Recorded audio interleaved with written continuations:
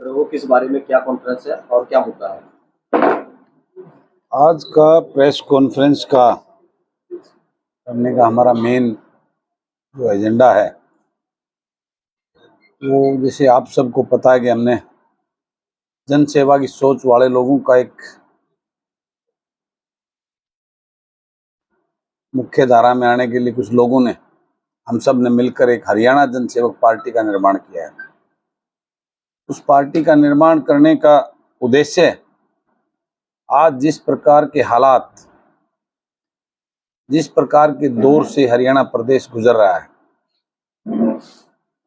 आज प्रदेश का हर वर्ग पीड़ित और परेशान है, लेकिन उनकी सुनने वाला कोई नहीं है।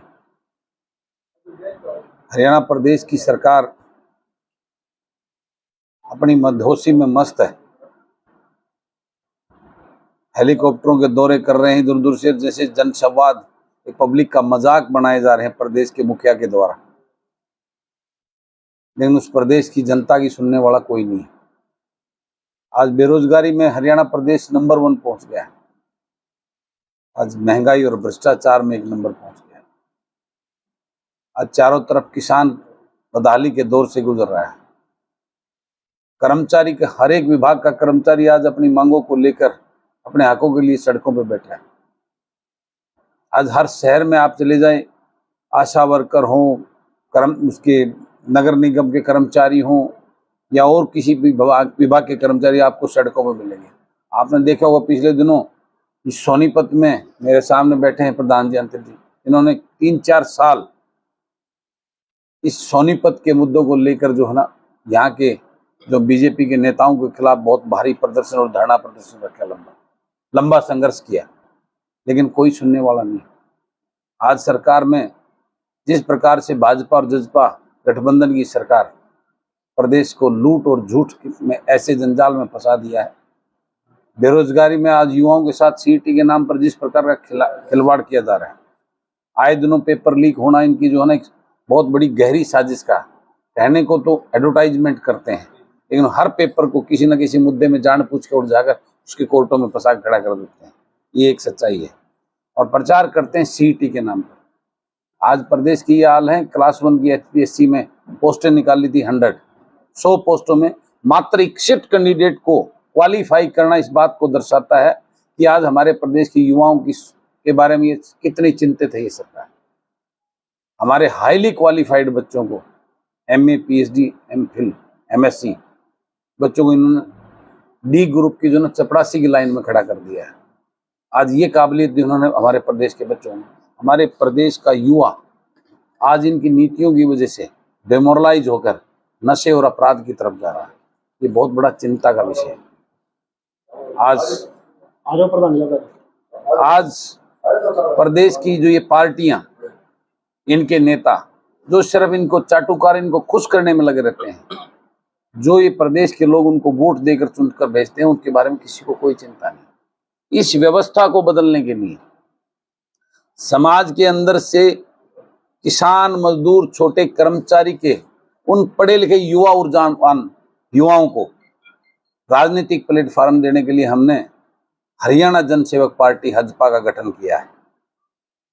वो पार्टी ऐसी पार्टी होगी जो किसान, मजदूर के, कमेरे वर्ग के युवाओं को आगे लेके आएगी, युवाओं की भागीदारी राजनीति में कराने के लिए काम करेगी, जन सेवा का सोच वाले लोगों को राजनीति में लेके आएगी।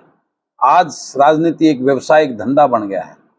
आज के नेता आज इस सोच में कि एक बार एमएलए मंत्री बन जाओ और फिर अपने घर को भरने के लिए चिंतित रहते हैं।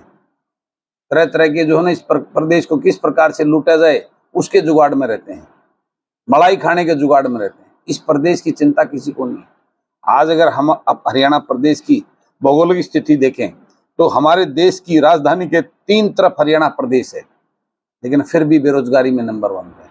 कितने बड़े यहाँ रिसोर्सेज हो सकते हैं अगर प्रदेश सरकार की नीतियां ठीक हों, उनका विजन सोच अच्छा हो। इन सब चिंताओं को देखते हुए हम सब ने इस प्रदेश को बचाने के लिए जन सेवा की सोच के लोगों ने इस पार्टी को, हरियाणा जन सेवक पार्टी को बनाया है।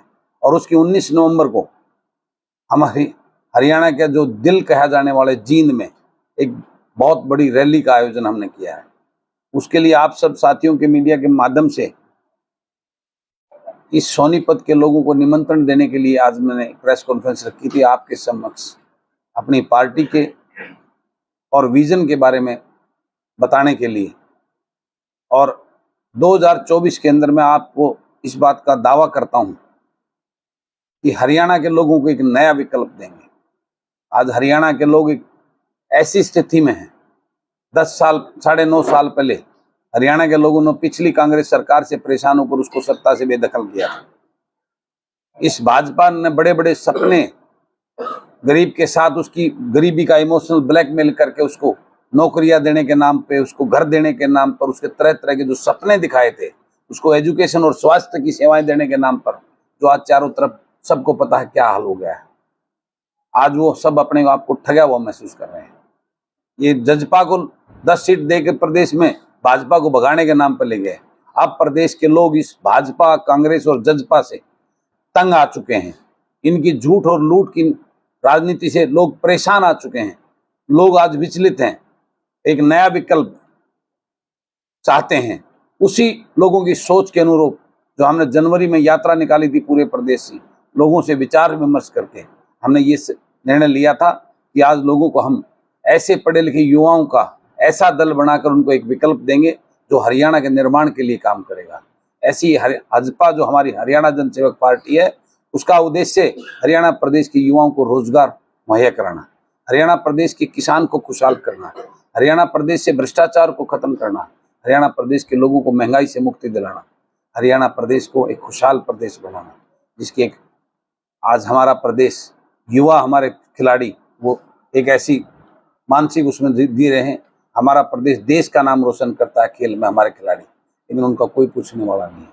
इन सब व्यथाओं से परेशान होकर लोगों की समस्याओं को निवारण करने के लिए हरियाणा जन सेवक पार्टी बनाई है और उसके प्रचार के लिए, उसके निमंत्रण के लिए आप सब सोनीपत के पत्रकार साथियों से ये सब साझा करने के लिए आज ये प्रेस वार्ता का आयोजन करा। अभय सिंह चौटाला और भूपेंद्र सिंह हुड्डा अलग अलग डिप्टी सीएम बनाने की बात कर रहे हैं, क्योंकि अब चुनाव नजदीक है तो सभी अलग अलग दांव खेलने की कोशिश कर रहे हैं। आप कैसे देखते हैं कि ये चुनावी प्रोपेगेंडा जो है एक बार फिर सामने आ रहा है? देखिए, मैं तो एक बात पूछना चाहता हूं, आज सत्ता में आने के लिए बड़ी बड़ी बातें की जा रही हैं।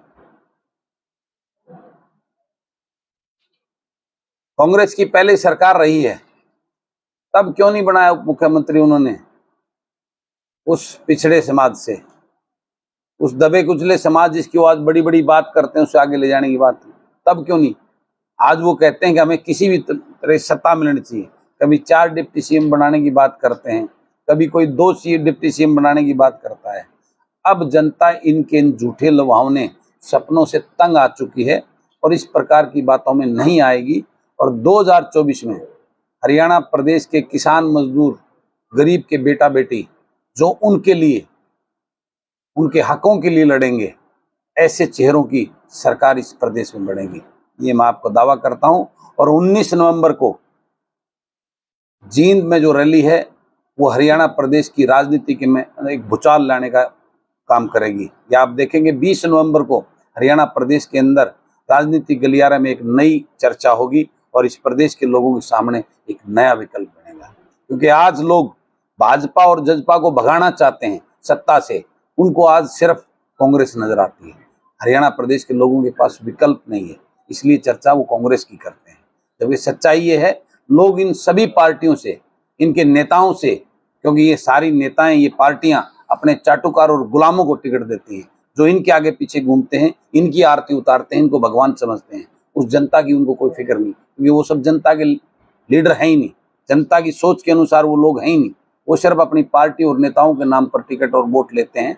इसलिए लोग ऐसे लोगों से, ऐसी राजनीति से थक हो चुके हैं और अपने आप को ठगा हुआ महसूस कर रहे हैं। कांग्रेस का कलह जो है किसी से छुपा हुआ नहीं है। ऐसे में जो भूपेंद्र सिंह हुड्डा अब राजस्थान में भी जो ऑब्जर्वर के तौर पर पहुंचे हुए हैं, तो हरियाणा की राजनीति को और राजस्थान की राजनीति को कैसे देखते हैं कांग्रेस की स्थिति को लेकर?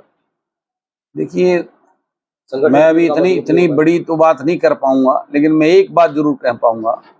आज हरियाणा प्रदेश में कांग्रेस के सभी नेता वो अपना वजूद और अपने बच्चों को मुख्यमंत्री और मंत्री बनाने के जुगाड़ में लगे हुए हैं। उनको इस प्रदेश के लोगों की कोई चिंता, कोई फिक्र नहीं है। और मेरी लड़ाई यही है, ये राजनीतिक राजघराने इस प्रदेश को अपनी पनौती, अपनी जागीर समझने लग गए हैं। आज उस किसान मजदूर के घरों में ऐसी ऐसी सोच के युवा बैठे हैं, वो क्यों नहीं आगे लाए जाते? उनको टिकट क्यों नहीं दी जाती? वो इसलिए नहीं जाती, ऐसा कोई पढ़ा लिखा, ऊर्जावान और बुद्धिजीवी कोई युवा अगर आएगा तो इनसे सवाल करेगा, इनकी गुलामी नहीं करेगा। वो अपने हलके के लोगों के लिए आवाज उठाएगा।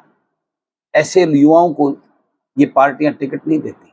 ये उनको टिकट देती हैं जो सुबह से शाम तक इनकी आरती उतारते हैं। इनको सुबह जब ये उठते हैं तो इनके दरवाजे पर हाथ जोड़े खड़े मिलते हैं और रात को इनको सुला के अपने घर जाते हैं। ऐसे अपने गुलामों और चाटुकारों को ये लोग टिकट देते हैं। उसी मिथ्या और उससे निकालने के लिए हमने ये लड़ाई बलराज कुंडू की नहीं है, ये लड़ाई प्रदेश के हर युवा बेरोजगार की लड़ाई है। ये लड़ाई प्रदेश के हर किसान की है जो आज बुरी तरह दबा और कुचला बैठा है। आज वो भ्रष्टाचार के खिलाफ लड़ाई है। ये लड़ाई पूरे प्रदेश की है और मुझे इस बात का पूर्ण विश्वास है कि अब की बार हम इस प्रदेश के लोगों को जगाने में कामयाब होंगे। दिल्ली के सीएम भी अरविंद केजरीवाल भी आम आदमी पार्टी को इस बार हरियाणा में चुनाव लड़ने की तैयारी कर रहा है। 5 तारीख को देखिए, मैं एक बात कहना चाहता हूं, अरविंद केजरीवाल जी जो हरियाणा प्रदेश का अपने आप को बताते हैं, वाकई में ही अगर वो दोगली राजनीति नहीं कर रहे हैं तो हमारे हरियाणा प्रदेश को आज उनकी सरकार है पंजाब में, हमारा हक दिलाने का काम करें, हमारा पानी दिलाने का काम करें। मैं सबसे पहले जयकारा लगाने वाला बलराज कुंडू होगा, लेकिन ये दोगली राजनीति नहीं चलेगी। पंजाब के लोगों को कहते, पंजाब की सरकार, उनके मुख्यमंत्री और मंत्री कहते हैं हरियाणा को एक बूंद पानी नहीं देंगे। उनके हरियाणा के लोग कहते हैं हम इसका समाधान निकालने का काम करेंगे।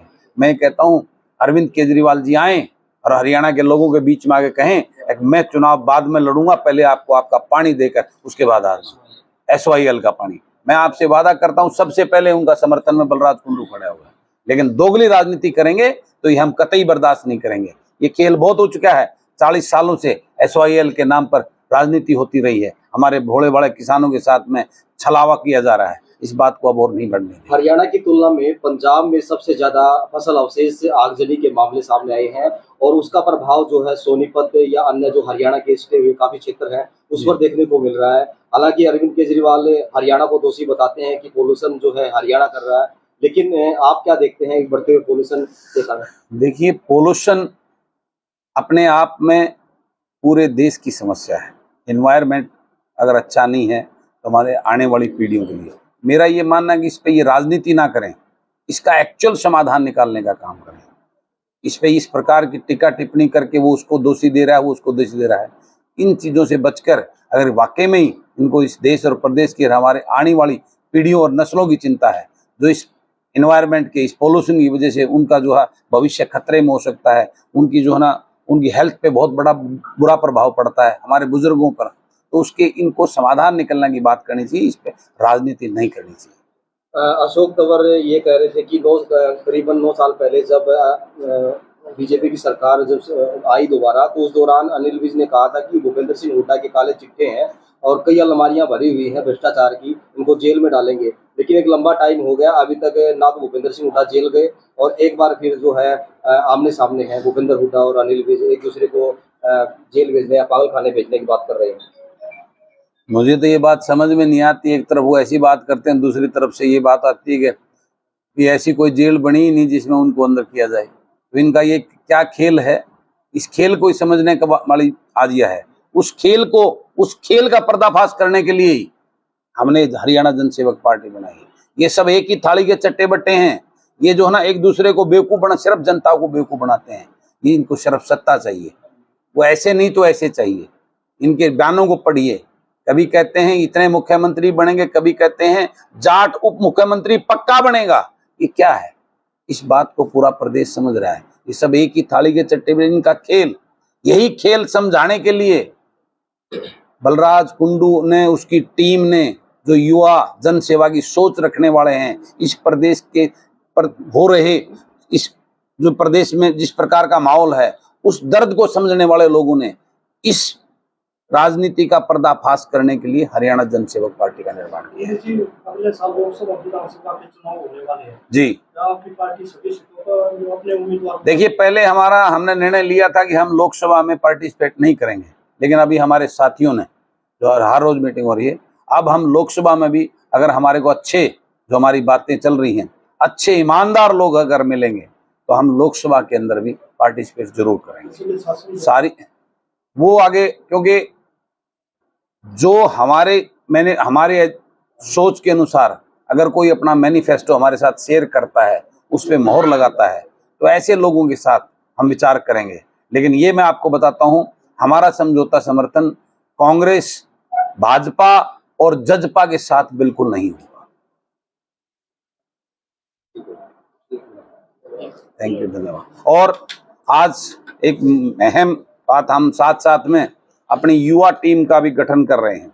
आज उसी उद्देश्य में हमारे यहाँ सोनीपत के बहुत ही ऊर्जावान और युवा हमारे छोटे भाई दीपक दहिया, इनको हम सोनीपत जिले का युवा का अध्यक्ष भी आज हम इनको मनोनीत करते हैं, उसकी घोषणा करते हैं। हमारी टीम के पूरी साथियों के साथ दीपक भाई हमारे इस परिवार का, जो इस हरियाणा प्रदेश को बचाने के लिए अपने युवाओं को भविष्य को सुनिश्चित करने की लड़ाई लड़ रहा है, उसमें हमारी टीम का अभिन्न अंग सोनीपत की जिम्मेवारी हमारे प्रदेश के मुखिया भाई रजनीश, एडवोकेट रजनीश ने इनको जिम्मेवारी दी है जिले का अध्यक्ष बनाने की।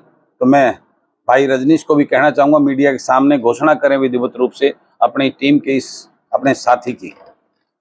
आप सभी छायाकार पत्रकार साथियों का धन्यवाद करता हूं और मैं हरियाणा जनसेवक पार्टी का युवा जिला अध्यक्ष प्रदेश अध्यक्ष होने के नाते मैं आज सोनीपत इकाई के अपने भाई दीपक दहिया जी को सोनीपत का जिला का अध्यक्ष नियुक्त करता हूं और ही साथ बड़ौदा हल्का से अमित मान जी को युवा हल्का अध्यक्ष नियुक्त करता हूं। बाकी जो हमारी पार्टी की विचारधारा के बारे में हमारे जो विधायक जी हैं, इन्होंने इसके बारे में बता दिया है। इनका मेन उद्देश्य ये है कि जो हमारे युवा जितने भी हमारे ग्रामीण अंचल से आते हैं, क्या एक राजघरानों की भी बंधी रहेगी ये राजनीति? हम जैसे युवाओं को इस चीज में मौका मिलेगा या नहीं मिलेगा, उस चीज के ऊपर बड़े भाई बलराज कुंडू जी ने विचारधारा की है और इस विचारधारा के ऊपर हरियाणा जनसेवक मंच का मंच बनाया है, जिसमें हम जैसे गरीब किसान मजदूर के बेटे को इसमें पार्टी में बढ़ चढ़कर जो विधानसभा में जाकर हम जैसे जो नौजवान युवा साथी जो गरीब जो नीचे लेवल से आते हैं, जिनको गरीबों की ये पता है कि एक्चुअल प्रॉब्लम है क्या क्या, उस प्रॉब्लम को विधानसभा में जब जाकर उठाएंगे तब जाकर हमारा हरियाणा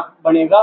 बाकी इसके बारे में हमारे बड़े भाई बलराज कुंडी जी ने जो कुछ बताया, आने वाली 19 नवंबर को इस चीज का सब चीज हमारा मैनिफेस्टो जारी हो जाएगा। उसमें हरियाणा को पता चल जाएगा कि हमारी विचारधारा किसकी है, किस लेवल की विचारधारा है। जो ये हमारे जो राजनीतिक घराने बने हुए हैं, इनको सबको खत्म कर दिया जाएगा, क्योंकि एक विचारधारा जो कि नीचे लेवल से उठा के विधानसभा तक पहुंचाने की जो भाई बलराज कुंडू जी की सोच है, हम इस विचारधारा पर काम करते हुए अपने युवा की इस टीम को बढ़ा रहे हैं और आगे भी इसी तरह बढ़ाते रहेंगे। आने वाले जय भारत।